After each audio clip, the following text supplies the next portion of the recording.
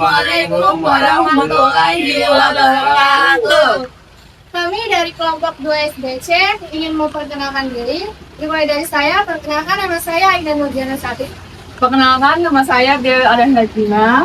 Saya Lestari Nurjan Hera. Saya Janitra Yuri Felitna. Saya Kawapan Dianca. Kami akan mengobservasi tugas SBC yang tentang nadran yang ada di Suranenggala.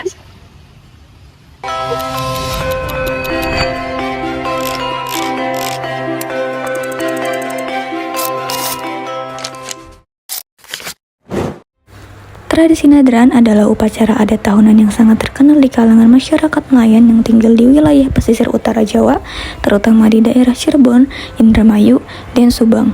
Tradisi ini juga sering disebut sebagai pesta laut atau sedekah laut. Tujuannya adalah sebagai wujud rasa syukur dan terima kasih para nelayan kepada Tuhan Yang Maha Esa, atau menurut kepercayaan lokal kepada penguasa laut atas hasil tangkapan ikan yang melimpah selama 1 tahun terakhir. Upacara ini juga menjadi doa dan permohonan agar para nelayan selalu diberikan keselamatan saat melaut dan hasil tangkapan di tahun mendatang semakin meningkat.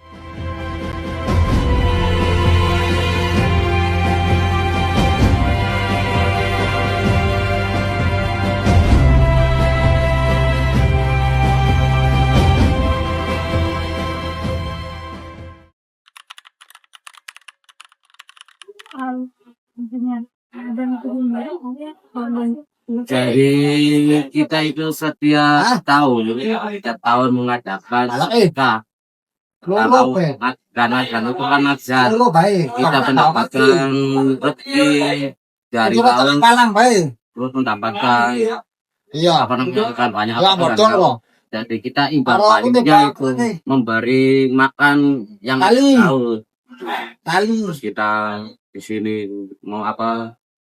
Bikin saji, membawa kepala kerbau, berjual. Situasinya di sana kan kita ikut doa, imbang nelayan selamat, barokah, rezekinya lancar. Yang namanya pedagang ikan, nelayan banyak yang beli perahu 1, bisa beli 2, kan rezekinya hasilnya kan dari laut. Jadi kita istilahnya imbal baliknya kan. Kadang-kadang kan yang namanya agama kan salah pahamnya apa? Kok percaya? Padahal sih kebudayaan kita itu kan, ya kebudayaan kita kan, istilahnya jangan sampai musnah. Ayolah kita dikembangkan budaya-budaya kesenian, budaya karakter daerah-daerah masing-masing adat istiadat. Nadran itu dilakuinnya sejak dari kapan ya? Dari setiap tahun itu tergantung kita sebetulnya sih hari bulan 11. Bulan 11 tergantung kita kebetulan pilkada kadang-kadang gitu kita kan nggak kayak dulu. Nah tahun kemarin kan pas kebetulan bentrok sama pilkada jadi kita habis pilkada bulan 12 tapi tahunnya tetap sama tahunnya. Berarti itu emang harus setiap tahun ya? Iya setiap tahun itu wajib bagi nelayan gitu. Kita naati kebudayaan kita di sini. Kalau rangkaian kegiatannya kayak memotong kepala kerbau itu memang udah dari dulu pernah ya sebelum ketuanya saya maafin ya itu sih Allah alamnya. Nah, sebelum ketua saya nggak tahun berapa saya juga nggak ingat tahun-tahunnya ya. Jadi pernah kepala sapi 3 kepala sapi. Oh bisa balik lagi di depan itu sandaran perahu itu depan TKI itu balik lagi. Terus yang namanya mitos nggak tahu juga ada yang mitos. Kalau nggak komplit sesasinya apa ya adalah katanya tahu musibah apa tapi itu kan kembali lagi Allah Pak kita nggak terlalu fokus kayak gitu. Yang penting kita mengadakan setiap tahun acara. untuk simbol atau benda wajib yang ada di acara itu tuh apa ya, kayak misalkan benda kain putih itu kan? Jadi kita jadi bendanya sih kalau yang wajib itu sebetulnya sih kepala kerbau dan saji. Nah cuman kita itu bikin kapal kecil itu bikin buat tempat sesasinya, buat tempat kepala kerbaunya. Jadi kita lawan tuh kain putih. Kalau di sini, tapi kalau tahu yang di luar TPI luar sih ada yang bikin kapal-kapalnya pakai tiga apa, tapi kita nggak bisa di sini, kayaknya nggak ada marwahnya ada apa. Jadi kita itu cuman bikin rangkangnya aja, terus kita diberi kasih lawon, kain putih. Berarti ini para nelayan pada ke tengah laut, terus sesajennya di Nah, jadi sebelum kita mau berangkat, ya, jadi nelayan yang mau ngawal itu berhenti dulu sini. Jadi sebelum kita berangkat, ya nggak mau berangkat dulu, nggak mau mendahului. Jadi harus kapal yang ada kepala kebunnya, dia ke sana ke laut, terus dia ngiring semua ke tengah laut, gitu ngiring semua di sana. Terus kita berdoa mau dijeburin tuh, kita berdoa terus nelayan siap-siap itu menubruk. Apa sih yang diambil itu kan? Nah, ya ada yang ngambil kainnya, ada yang ngambil apalah kira-kira katanya sih bermanfaat lah, yang barang benda di situ diambil tuh kan ya. Ada yang airnya, ada yang kembangnya apa itu kan, ada kembang ada apa ambil kita. untuk persiapan dari awal sampai akhir acara itu kayak gimana ya? Nah, kalau persiapan awalnya kita mengenai anggarannya dana. Nah, anggaran dana kalau untuk kita laksanakan sih nggak sesuai dengan anggaran, Pak.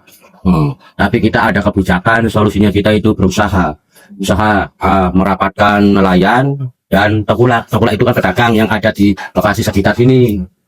Nah, rumusan, nah itu kan nggak ketemu nih anggaran tuh, tapi kita berusaha.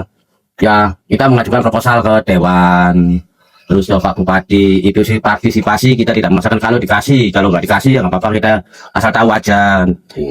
Nah, itu dari perusahaannya sampai sekarang proposal kita itu yang di Arida, ya, di Patra Jasa, di Bank BRI, Bank Mandiri itu, ya belum, proposal masih ada di situ, belum ada. Biasanya kalau di BJB, kita di telepon, ini Mas, ada sini, itu, ya kasih 500. Jadi kalau kita nggak berusaha begitu, ya mungkin anggarannya nggak bisa ini. Ini adalah replika perahu yang akan dilarung.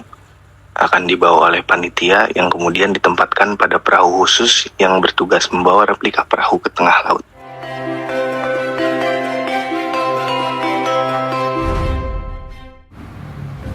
Kita lihat berbagai macam minuman dan makanan ringan yang digantung di masing-masing perahu.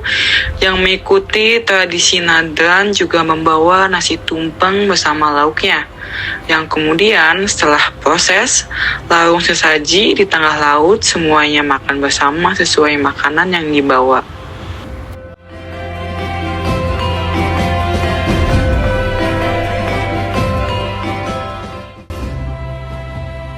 Perahu utama membawa 2 jenis sesaji. Sesaji yang pertama dipasang di tempat yang bernama panser. Kemudian sesaji yang kedua yang berisi kerbau akan dilarung di tengah laut.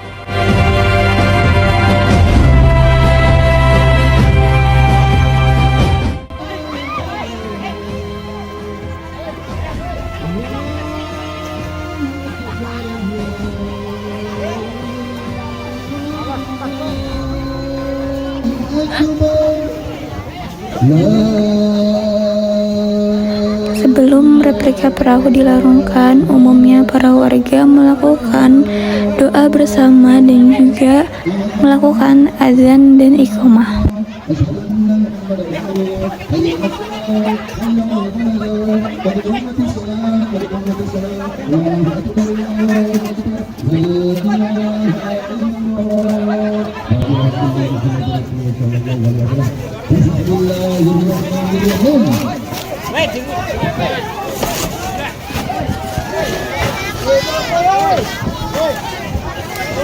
Mereka menyelam ke laut untuk mengambil kain putih yang membungkus replika perahu.